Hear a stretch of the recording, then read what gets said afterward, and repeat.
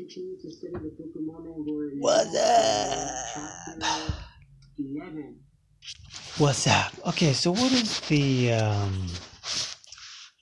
fear, the Christian fear? What is the fear of the Book of Mormon?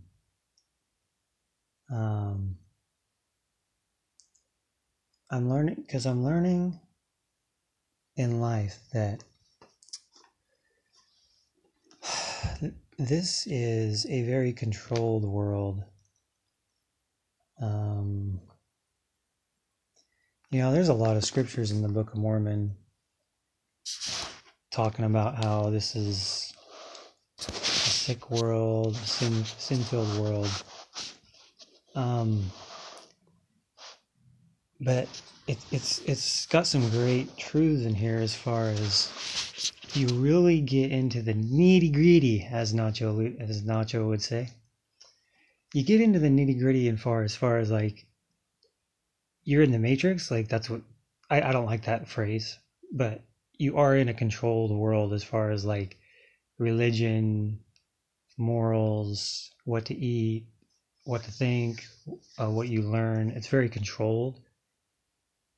But the Book of Mormon also talks about you and your decisions. And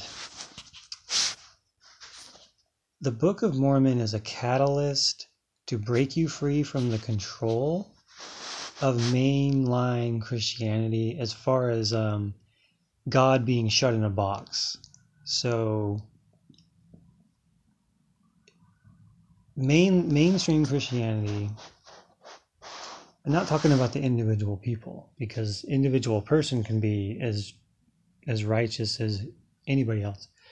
But the structure of mainline Christianity, it doesn't matter what it is. It basically says no one can write scripture anymore. And this goes back to like the apostles or Peter so the apostles, Apostle Paul maybe. I'm not a scholar, so I wouldn't know, but you like my sideburns?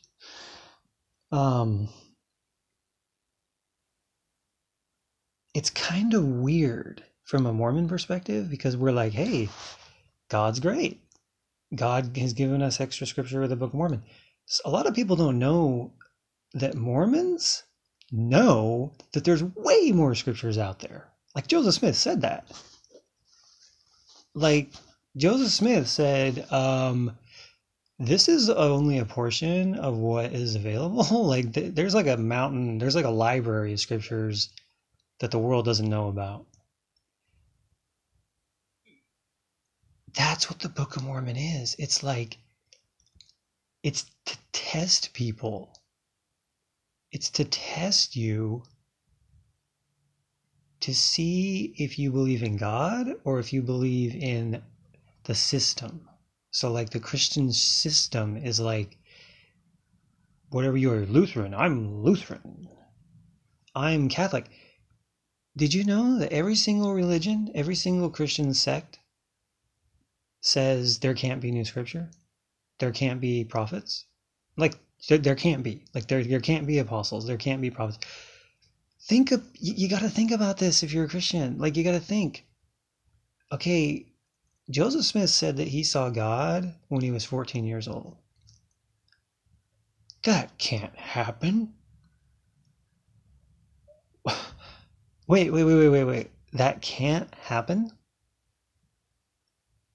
God appeared to Mary. Well, an angel appeared to Mary when she, like, who was Mary?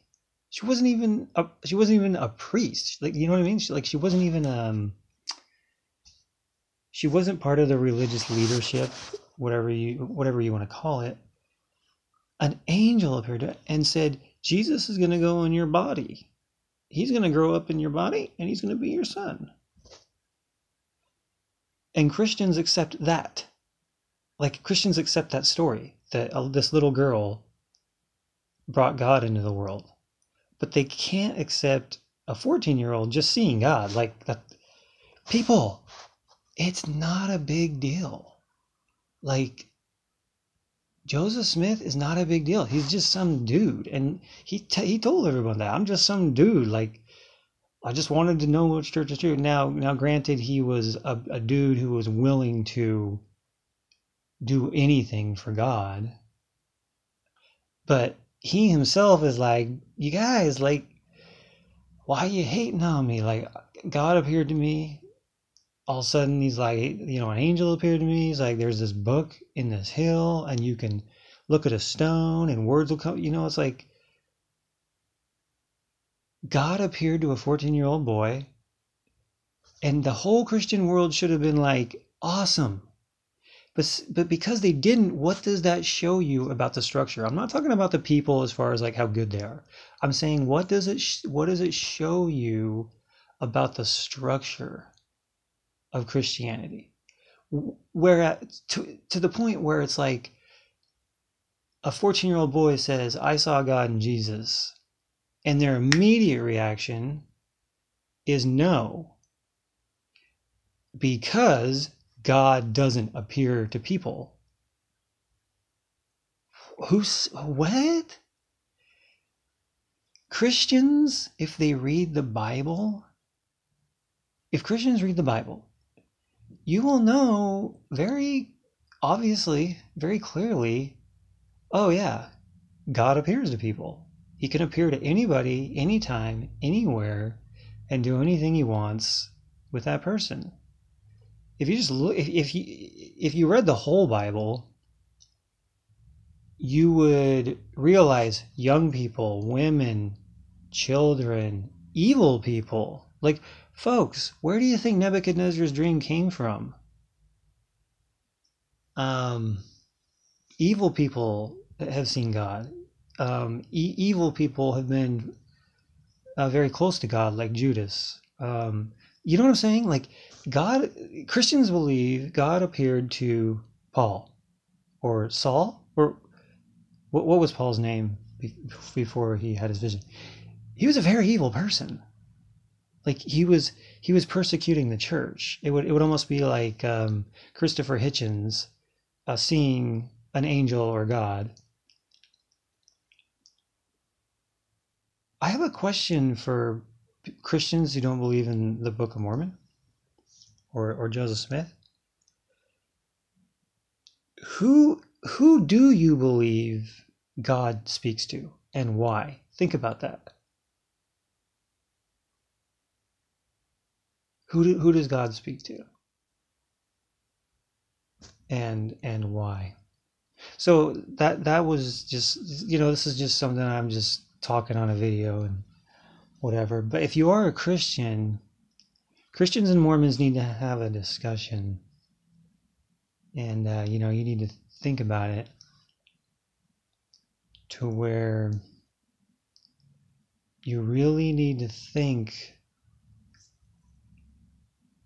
if you're in a Christian church that says there's no apostles, there's no prophets, there's no new scripture, you really need to think about what they think about God. Because you go and read the scriptures and you're like, dude, God's all powerful. I mean, he created the earth. Like, think how funny that is.